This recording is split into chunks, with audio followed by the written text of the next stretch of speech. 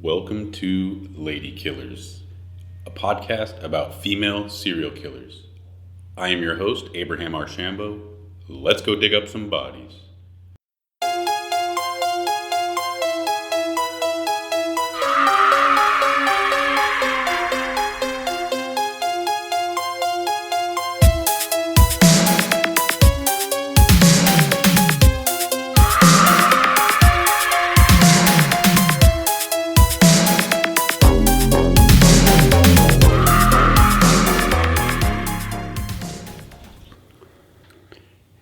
Hello, everybody out there. Greetings from the Pacific Northwest.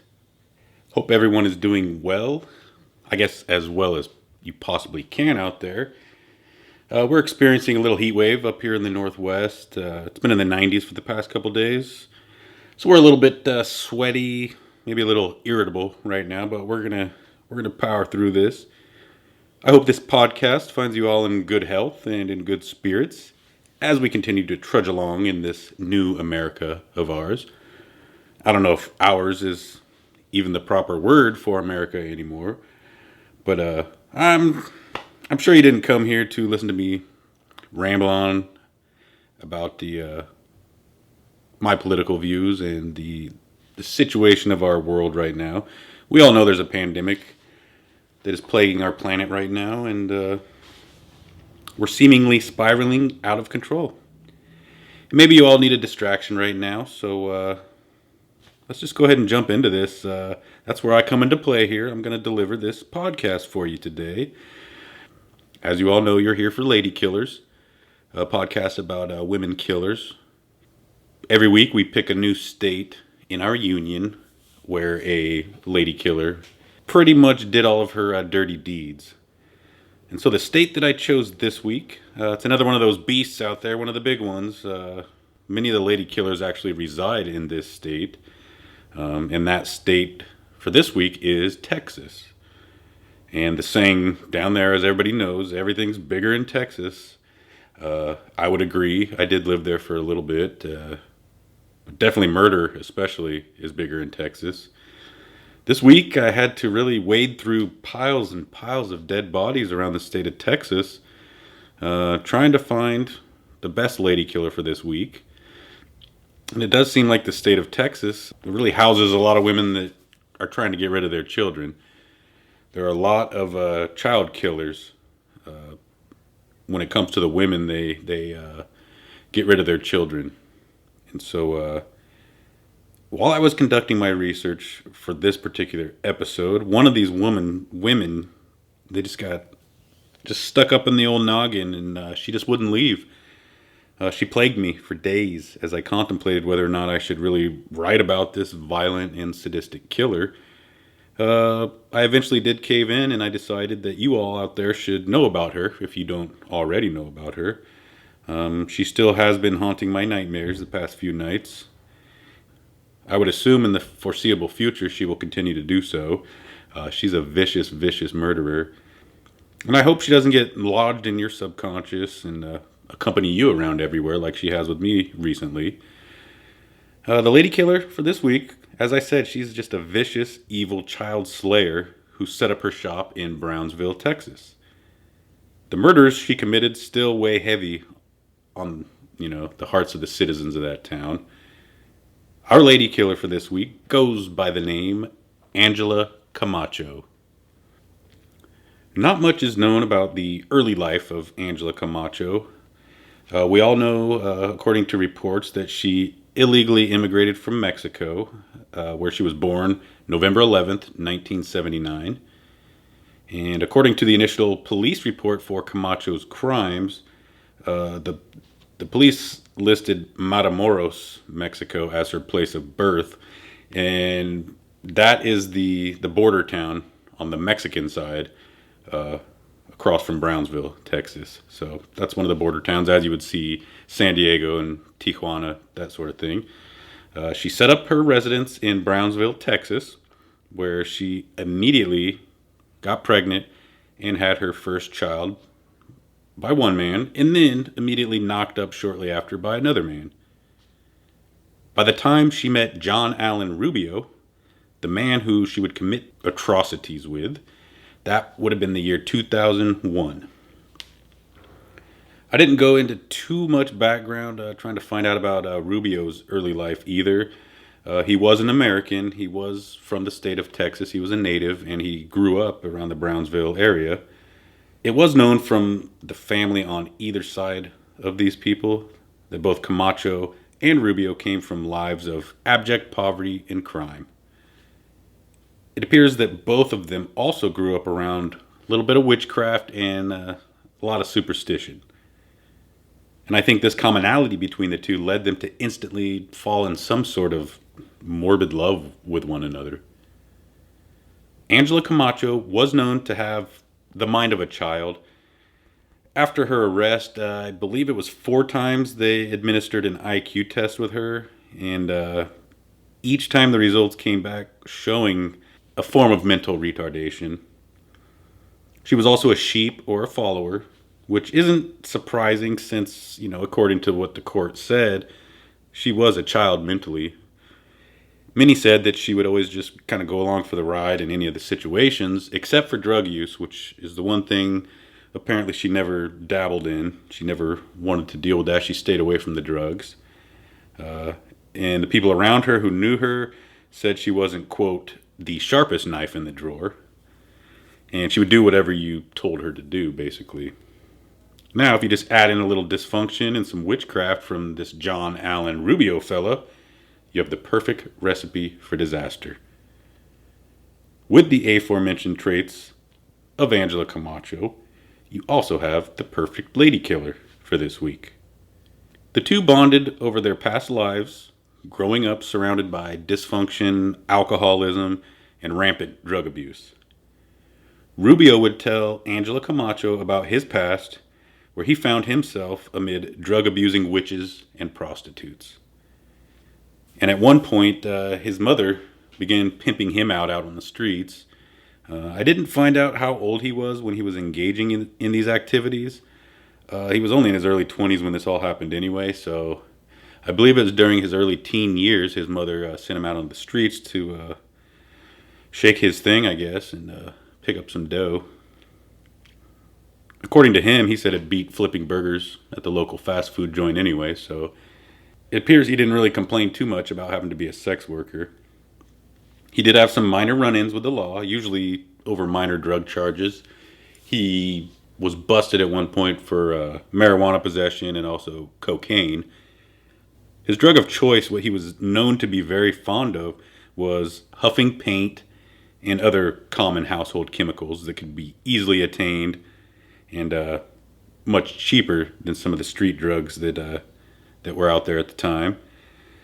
Let me tell you, I've known people that have had a huffing problem with paint usually, and they are not coherent people after prolonged use and a prolonged abuse of huffing. So the state of mind that he was in at this time, I don't think he was all there, really. He couldn't have been with a constant huffing problem that he had. But nonetheless, through all of that drug abuse, being surrounded by superstitious witches, and he himself even being a sex worker, John Allen Rubio actually finished his high school, and he even participated in the ROTC program. So he actually had some sort of head on his shoulders at one point in his life. But for now, let's go ahead and return to our lady killer for the week, Angela Camacho. So she already has one child from another man, which was a daughter by the name of Julissa Angela Quesada. She was also pregnant with another man's child at the same time that her and Allen Rubio got together. Rubio claims to have been fine with her having these other children from other men, and he said that he was going to raise those children as his own. He had no problem with that. He even named that second child after himself when he was born, John Jr. Wasn't even his child, but, he was going to take that responsibility head on, and he was going to raise these children like he was their biological father. Not long after John Jr. was born, Angela found herself yet again knocked up, but at least this time it was with her common law husband, John Allen Rubio. And that third child a daughter, was named Mary Jane Rubio. She was only 2 months old when the horrific murders in March of 2003 occurred. So we have this mentally challenged young woman, Angela, who was just pumping out kids at an alarming rate. I mean, she was basically, as soon as she could give birth to another one, get pregnant and give birth to another one, there she was. You know, she was in line to become just this perfect baby making factory. This was paired with John Allen Rubio, who was a long term abuser of inhalants, as I mentioned before. And I did a little research on what actually does happen to you if you do abuse inhalants.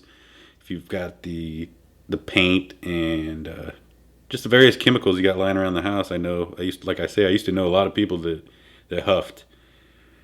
And what it does, the abuser will suffer from severe depression, mood changes, loss of weight, loss of coordination, irritability, and in many cases, they develop permanent brain damage in parts of their brain, which I can attest to. I've seen that firsthand.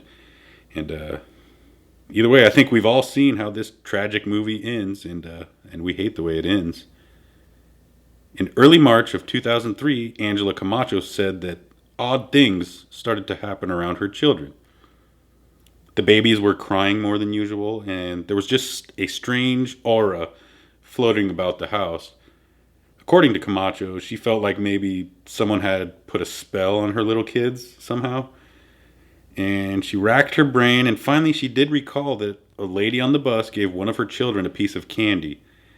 And she thinks that might have been where the curse or this evil spirit came from that she believed was around their home. And as the days progressed, she was completely convinced that her children had become possessed as a result of a little bit of witchcraft. Now, some Mexicans, they use an egg to test whether or not a person has had a curse put upon them. And so, in this case, Angela Camacho and John Allen Rubio believed their children were in fact possessed by some sort of evil entity, so they proceeded to conduct this egg test. The oldest daughter, Julissa, she was put in like an altar-like setting, while the parents took an egg and rubbed it all over her body. After they finished rubbing her body with the egg was cracked and dropped into a glass of water. This is how you're supposed to check to see if there is a curse that's present. Depending on what the egg's reaction is to the water, that's how you can determine it. And in this case, Camacho, she said it was floating in a peculiar manner. And so apparently that meant that Julissa was indeed cursed by some entity. I did a little research, looked into this egg testing theory, and it is fairly common in Mexico. Many people south of the border use it to test those that they feel have the mal ojo, which is basically the evil eye in English, if you translate it that way. If a person's suspected to have the evil spirit or the evil eye, some sort of bad mojo inside of them, then they can also be cleansed by an egg. And my wife, she hails from Mexico. She lived first half of her life down there. And she did confirm that it does happen in many areas of the country. It's usually in the smaller towns and villages that it does happen. It's a form of faith healing. And there's many different spiritual rituals that people participate down in Mexico. But in the case of Angela Camacho and John Allen Rubio, they took it way too far. Way too far, which is what you're about to learn right now. And according to the police reports, the day of March 11th, 2003 would be one of the most gruesome scenes ever found in Brownsville history. At around 7 p.m. on the night in question, police officer Efrain Cervantes was responding to a domestic disturbance call in the same neighborhood as Camacho and Rubio. As he drove his cruiser down the street, a terrified man and woman emerged in the middle of the road, flagging down his patrol car. He immediately pulled his car over and he confronted the couple. Jose Luis Rubio and Maria Elena Alvarez, which was the brother and sister-in-law of John Allen Rubio, were absolutely hysterical. Maria was screaming in Spanish, "The babies are dead, the babies are dead," while Jose Luis was yelling hysterically, "They have no heads, they have no heads." He just kept repeating that over and over again. Officer Cervantes, completely blindsided by all this and confused and terrified in his own right, ushered the couple into his car, and as composed as he could be, he asked the couple to direct him to the scene so they could sort out whatever the hell was going on. All the while, during the trip to the home in question, the couple just continued to yell on repeat, "They have no heads. They have no heads." Maria and Jose led the police officer to a decrepit apartment building and up to the door of John Allen Rubio and Angela Camacho. John Allen Rubio answered the door, and Officer Cervantes asked what was going on. John Allen Rubio calmly invited Officer Cervantes into the apartment, all the while muttering to himself over and over again, "The kids, the kids, the kids." Cervantes entered the filthy apartment and he proceeded to investigate. Now, according to Cervantes, the apartment was just disgusting. He said there was garbage, dirty clothes strewn about the entire living room. He spotted Angela sitting on a futon and just staring emotionless at the floor. John Allen Rubio quietly sat down next to his common-law wife. He was also just emotionless. John's brother, Jose Luis, proceeded to bark at John, prodding him to tell the police officer what was going on. So John Allen Rubio quietly said, "The kids are in the back room." This podcast is it's kind of a violent one, and it's very disturbing, and it talks about children and horrible things that happen to them. So I want to warn everybody that this could make you sick. This podcast, it definitely has made me sick to my stomach, and this is definitely the worst one I've done, worst podcast I've done up to this point. It's really stuck with me. So I just want to warn everybody, it is, I don't know, use discretion. If you are squeamish, if you can't handle blood and especially horrible atrocities that happen to children, this is not going to be the podcast you'll want to listen to. You should probably head on over, find a podcast about some rainbows or unicorns or something. My daughter told me that unicorns fart rainbows, so maybe there's a podcast out there about that. That's probably more up your alley.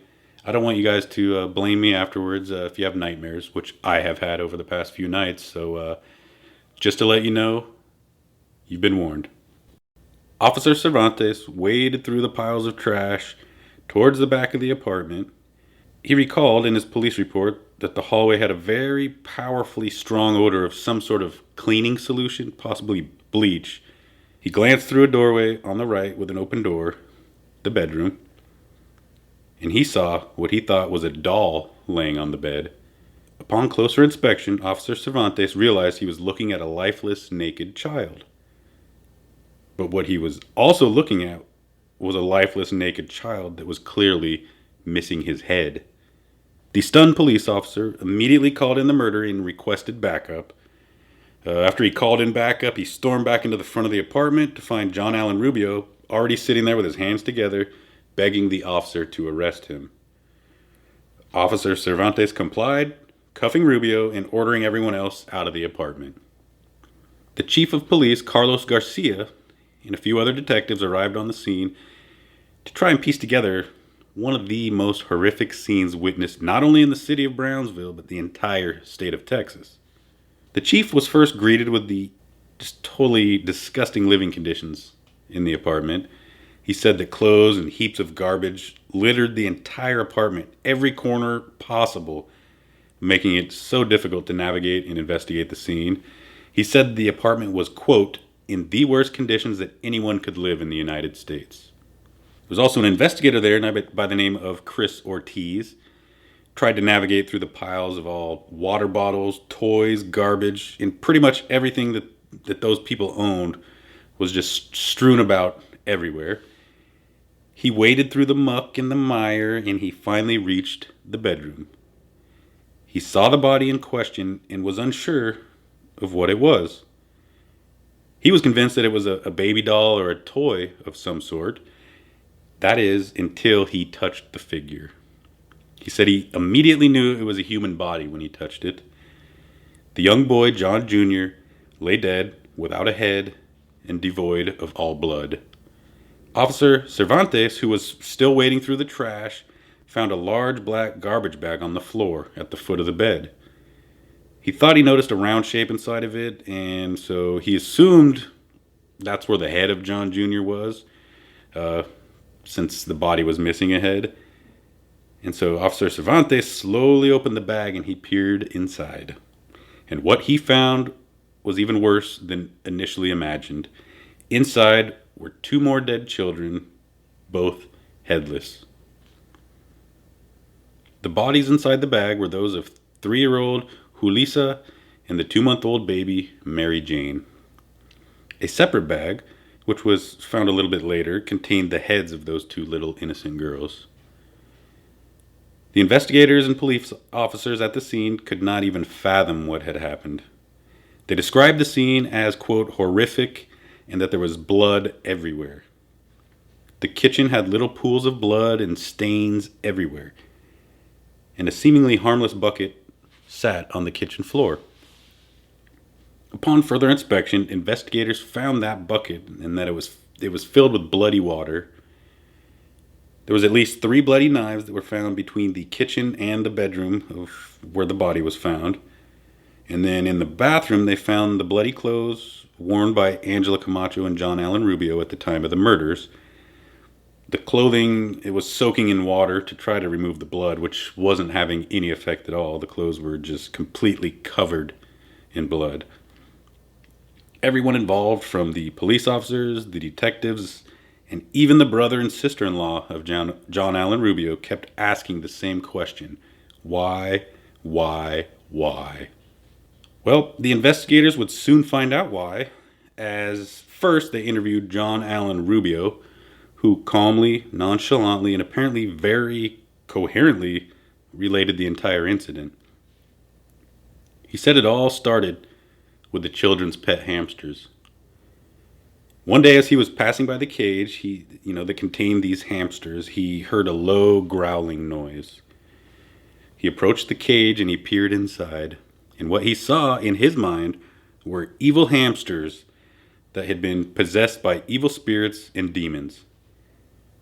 That is the only way they could be growling like they were growling at him, he said. And the only way to free these hamsters were to take them each out of the cage and smash their brains in with a hammer.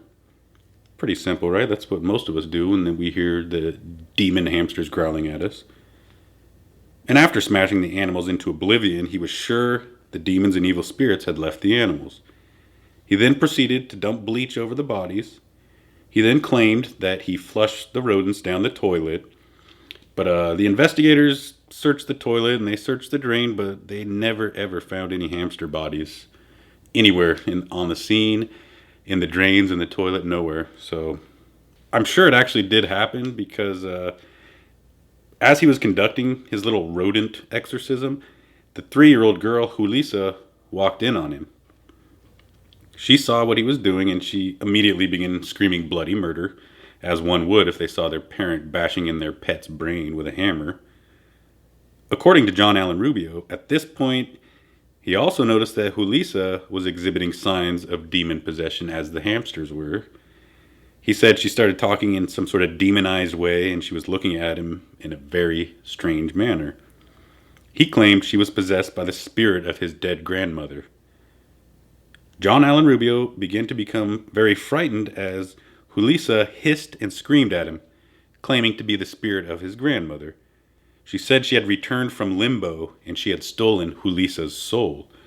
And from that moment on, John Allen Rubio was convinced that all of the children were possessed by evil demonic forces. And he said they all started chanting at one another like 3 little witches talking back and forth. Remember, the oldest was 3 years old, then there was a 1-year-old, and then a 2-month-old. Apparently they were all getting together in a little coven of witches and talking to each other in some other foreign language. Angela Camacho was nearby as the children started to chant. She said they were talking to each other in different voices and different languages. She was instantly terrified as well, and she started yelling at John Allen Rubio, urging him to kill the little demons. Rubio instantly snatched Julissa by the throat and began to throttle her, while Angela Camacho rushed into the kitchen to retrieve some knives to aid in this exorcism. This entire time, John Allen Rubio was strangling his daughter, the one that he swore to protect and raise as his own. This whole time he was doing this, she was screaming out, "You are killing me." And those are in quotes. He claims that that was just the demon trying to get inside his mind and manipulate him with, quote, bad magic. At this moment, Angela had returned with the knives, and she kind of splayed them all out for Rubio's use. And for some reason, he just couldn't strangle this little 3-year-old girl to death, so he slammed her down on the ground, and he commenced stabbing the tiny girl to death. He said this still didn't do the trick. She kept flailing around, fighting him, and in Rubio's mind, this was due to the fact that the magic inside of her was just too strong for him to fight. Even when the poor child cried out, quote, "Mom, please make Dad stop." Since the magic was just too strong within innocent Julissa, it only meant that the situation called for something much harsher. Angela grabbed Julissa and held her down tightly as John Allen Rubio grabbed a nearby machete, and he ended the fight with this supposed demon lopping her 3-year-old head off. Rubio said the blood was everywhere, shooting out of the little body like a river. Angela quickly snatched the body up and ran into the kitchen, where she cleaned all the blood off of the body. This is where she filled up that bucket that was found with cold water, and she dropped little Julissa's severed head into it. While Angela cleaned the body, John Allen Rubio nailed the back door of the apartment shut, thinking this would keep out any other mischievous demons that might be lurking about. But there was a conflicting testimony. Angela Camacho claimed Rubio had nailed the door shut before any of the murders actually happened. Regardless, they both believed that if they nailed the door shut, that it would prevent any further darker souls or spirits from entering their apartment. Following Julissa's autopsy later on, it would show that her body was covered in stab wounds around the face and neck, at least 12 in the face-neck area, and an additional 21 stab wounds across her chest.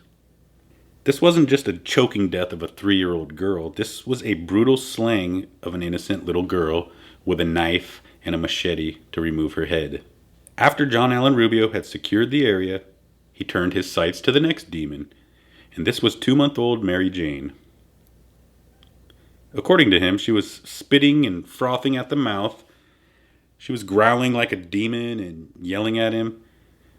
This is a 2-month-old infant. Remember this. A 2-month-old infant who he grabbed by the throat and he throttled just like he did to the little 3-year-old Julissa.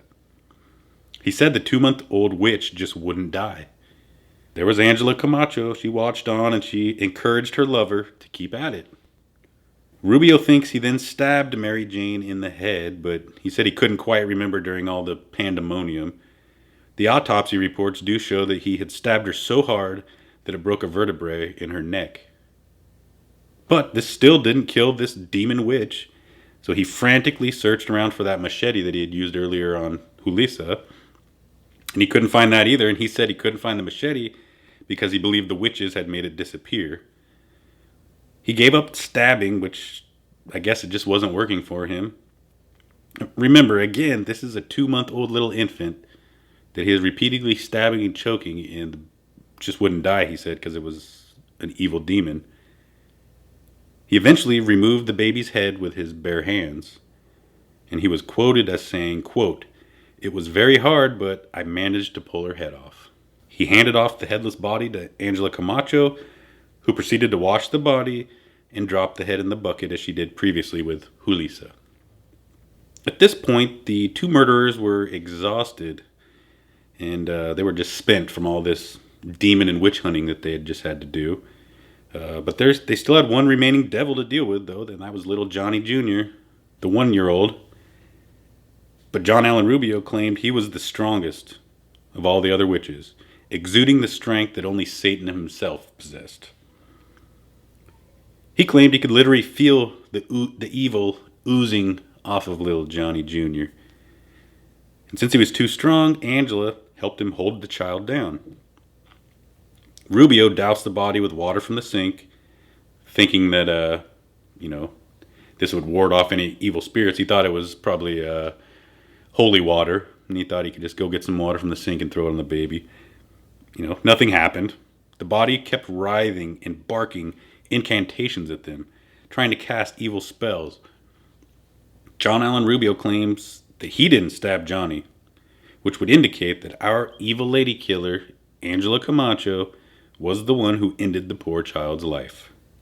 He was found with multiple stab wounds across his body, but there was one horrible wound that was just below his testicles on his right leg. While Angela finished butchering her 1-year-old son, John Allen Rubio retrieved the sharpest knife in the kitchen and removed the head from the body, as he did with the other two. Angela Camacho, in the same fashion as with her daughters, cleaned the body off in the sink and dropped his head into the bucket with the other victims. The murderous couple tried their best to clean up the crime scene, or in their minds, the exorcism. They grabbed 2 large garbage bags and put the bodies of the children in one, and while the heads went into another one. They were exhausted at this point, and they were just drenched in the blood of their 3 innocent babies, so they took a long, hot shower together. They removed all the blood, and then, when they were done with that, went into the living room to relax on the couch, while their children's bodies lay motionless and dead in the next room. So here we go. We got John Allen Rubio. He convinces Angela Camacho to make love for the last time. And she thought it would be a great idea, since she figured they were going away to jail forever and they were never going to see each other again, so they should just go ahead and bang one out again. Oh, how romantic of those two. According to a statement given to police, John Allen Rubio actually told Angela that he was dying and that they should just bang one last one out before he died. And again, of course, since this is another man manipulating one of our lady killers, Angela agreed to it, went along with it as she did in her life, the sheep, and they went ahead and banged one out. Angela Camacho admitted to participating in all of the murders. One of the police reports with her initial confession in it listed the motive as witchcraft. She said she held down the demons while Rubio stabbed and mutilated them. Angela then said that her daughter Mary Jane stared into her eyes during this entire ordeal, and she was flashing this evil and anger through her eyes. They both agreed that the reason that they massacred their own children because they were possessed by evil witches and demons. Mary Jane was only 2 months old again, remember, so this 2-month-old infant was flashing this evil eye and this anger at her mother.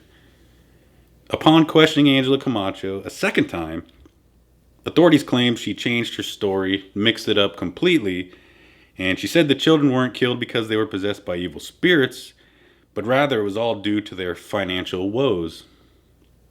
Their welfare and their food stamps were expiring. Their rent was basically 3 months past, and it was due immediately. They had no money to pay it, so they were facing eviction, and nobody would let them crash at their house, they said. I wonder why. These two seem like such lovely people. So Angela Camacho and John Allen Rubio discussed what they should do.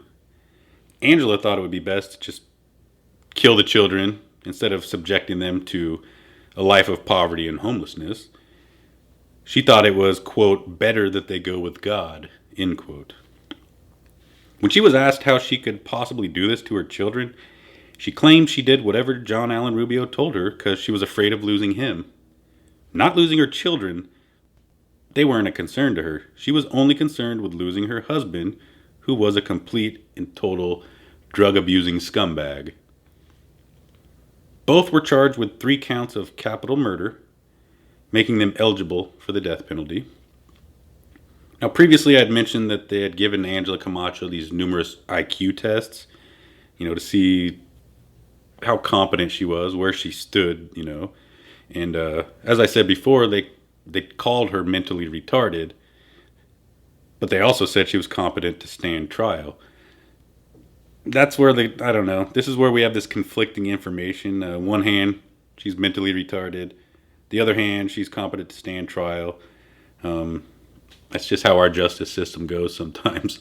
I don't understand it completely, but I think she was competent because when she was being arrested at the scene, the police asked her if she thought she was going to be going to jail for anything, and her reply was, quote, "Yes, because we did something wrong," end quote.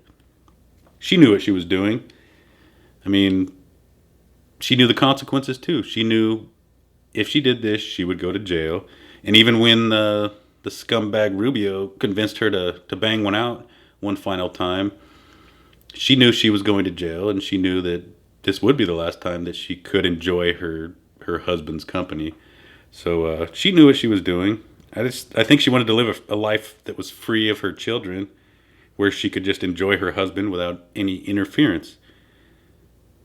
In a supplemental police report regarding the murders, it stated that, quote, Ms. Camacho never showed any emotion or remorse during the confession, end quote. And this was also, if you replace Ms. Camacho with Mr. Rubio, the same thing was written in John Allen Rubio's supplemental police report. It said, Mr. Rubio never showed any emotion or remorse during the confession. That was all written in uppercase letters as well. The only time in the entire police report anything was written in uppercase letters was to show they had no remorse for what they had done.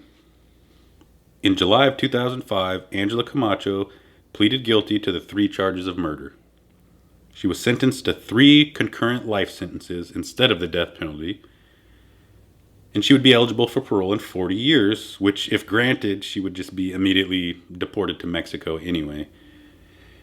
Angela Camacho stated that she would rather stay and die in a Texas prison, which is known to be notoriously brutal, rather than go back to Mexico. John Allen Rubio wasn't as lucky as Angela Camacho, who, according to him, she was the ringleader in the whole ordeal. She is the one that ordered these murders. He was quoted as saying he would do anything for Angela, including murdering her children for her. He claimed she ordered the murders so that they could be together forever, which kind of lines up with her confession as well. The jury didn't really follow or believe anything that he had said, so he was sentenced to death. And I just keep thinking about this case, and it just bothers me so much, but it's mostly because of it involved innocent children. I mean, I can't even imagine what it was like. The oldest was 3 years old, and she would have known what was happening as they were coming after her to hold her down. She kept crying out, stop doing this to me. Why is Daddy hurting me? Why is this happening? She was aware of what was going on, and that really, really sticks with me and really bothers me. These children never asked to be born. They never told Angela Camacho to keep her legs spread open and keep pumping out babies. And I'm further disgusted by the fact that these 2 parents had been reported previously to Child Protective Services, and apparently the children were malnourished and they needed medical attention. This was just months before any of this happened. And, they sent the social workers out there, but the parents were never seen as abusive. Every visit they made to the home included a drug test for John Allen Rubio. They all came back negative, so there was no cause for alarm, right? I say 100% wrong. There was signs of it then. They knew something was happening.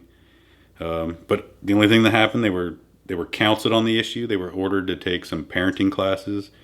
But the children ultimately stayed in the home, no matter what happened through all of this. The agents from Child Protective Services just said they would keep an eye on them, make sure everything went fine, but they only kept an eye on them through the end of December in 2002.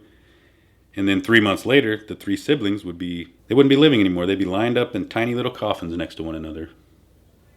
How does this continue to happen in our country? I mean, how do we still not know how to protect our children at any cost? And it just kind of reminds me of what is happening in our society today, where the people supposedly that are in charge of us are trying to get us to send our kids back to school when they know there is a pandemic that is happening across our planet. And if we send our kids back, it's just opening them up to more harm. So When are we ever going to learn that we need to protect our children? Now, I don't know what kind of childhood Angela Camacho had, but I mean, I know it couldn't have been great, but it's still no reason to do what she did. She grew up in poverty in Mexico, which, as I told you before, that's where my wife comes from. And she said it's not pretty when you're poor in Mexico. Uh, she didn't grow up destitute like Angela Camacho did, but she said her family towed the line on occasion, so she knows how hard it is to live there. And we know how what the poverty situation in America is. We see the homeless, we see how they live. I mean, it's horrible, but take what we see here in America, it is much worse in Mexico. So I know that Angela Camacho did not grow up with much hope for a good future. But she did manage to flee into America. That should have been a victory for her. It should have been a sign of hope for a new life and a new future. But unfortunately, as with many of the lady killers, she met a bad, bad man. And like many other womanizers and pigs out there, John Allen Rubio got into her head and he convinced her that he was the only thing she would ever need in life. And her weak and feeble mind allowed him to penetrate into her brain. And that's when she started plotting her escape from motherhood. Whether she killed the children because of financial destitution or because she indeed thought they were the spawns of Satan, the fact remains that she killed her own children, ages 3, 1, and 2 months. There is no excuse for that at all. And I don't know who did it, but someone in her early life did a number on her. And again, as I reiterate on almost every podcast, we really need to take better care of our children. We need to show them all the love that we can, or else they will grow up to be just like Angela Camacho. And as a little side note here, I don't really want to get political, and I don't feel this is being political, but I do want to point out that Angela Camacho referenced having no money to pay the bills or the rent, and that the welfare and food stamps were about to run dry. There are millions of Americans out there right now that are in the same boat as Angela Camacho. And during these trying times in our nation, there are millions of people are about to lose those expanded unemployment benefits that were given. And once that happens, I mean, they're all going to be right there where Angela Camacho and John Allen Rubio were. I'm not condoning any of this despicable violence we've heard today. I'm just letting you all know out there that there's other people in the world that are coming from a similar situation. And when people find themselves in desperate situations, they resort to desperate actions, especially when you throw in some drug use in there. They resort to these actions that they feel will get them out of a terrible plight. And it just never works out that way. And I don't mean to preach, and I'm sure some of you out there have differing opinions when it comes to the current situation of our nation. And I don't want to preach. I know this is not what this podcast is about. I'm just trying to point out things could get pretty damn rough in the coming months if the current administration just doesn't step up and start saving lives instead of trying to just protect their own. Angela Camacho sits in her prison cell in Gatesville, Texas. She's not eligible for parole until March 12th, 2043. And I know the events of that fateful day run through her mind constantly while she rots away in that prison cell. She took away any chance of a life from her children, obviously. At this point, they would basically almost all be adults, had their mother not massacred them. And it sometimes makes you wonder, like, why someone like John Allen Rubio can still be alive and those innocent children were taken, never even allowed to experience a life of any sort. And it makes you wonder how someone like Angela Camacho, who most likely had a shitty childhood of her own, could she escape to the land of the free, America, and still end up as a sadistic, murdering, worthless pile of human garbage? How can someone who committed such atrocities be taking our space up, breathing our oxygen? Doesn't seem right, does it? But I guess we will never know. And that is the story of Angela Camacho, our lady killer of the week from the state of Texas. Folks, remember to send any comments or questions that you might have to the email for this podcast, which is theladykillerspod@gmail.com. If you just want to let me know how we're doing here, maybe there's a killer that you would like us to discuss on an upcoming episode, feel free to drop us an email. We'll check those out and we'll get back to you. You can also check out our production website at 1129productions.com for any updates on the podcast with our production company, as well as any news and updates on Loon Lake, which that screenplay can still be purchased or read on Amazon as we speak. I will also leave a link in the notes for this podcast. If you would like to contribute to this podcast, if you feel so inclined, I'll drop a link there. And if you want to help out, it'd be very much appreciated. Obviously, it's not a requirement to donate, especially during these trying times. But I do want to let you know it is appreciated when it does happen. And regardless, this podcast is going to be free for your enjoyment, whether anybody contributes or not. I will continue to do this. So there you have it. It's another episode is in the books for Lady Killers. I just want you all to know that I do remain hopeful in regards to the overall outlook of our nation and our planet. I know for sure we're going to beat this virus. It's on a tear right now, but I know we're going to beat it as long as we work together of taking this down, I know we're also going to beat the hatred and the racism that is plaguing our country right now. There's just a deep hatred, and it's being egged on by certain people in our country that feel they are in charge of us and that they have our best interest in mind, which they definitely do not. I believe we all possess love and compassion inside of us, and I think we just need to dig deep and find it. Bring it on out if you have to. Just get this love and compassion to the surface. That's the only thing that's going to beat the hatred. Overall, I think it really just comes down to what the fictitious version of Abraham Lincoln said in the movie Bill and Ted's Excellent Adventure. He simply said, be excellent to each other. I've said it before, and I will continue to say it. There's no place in our society for hate. None. So go check on your neighbor. Make sure they have what they need, even if it's not just physically what they need, but emotionally. Talk to them a little bit. Some people are alone. They haven't been alone before, and this is hard for them. Let's just take care of each other. Let's stay safe, stay healthy, wash your hands, and wear a mask or face covering as you go outside. I am your humble and grateful host, Abraham Archambault. I hope you have sweet dreams.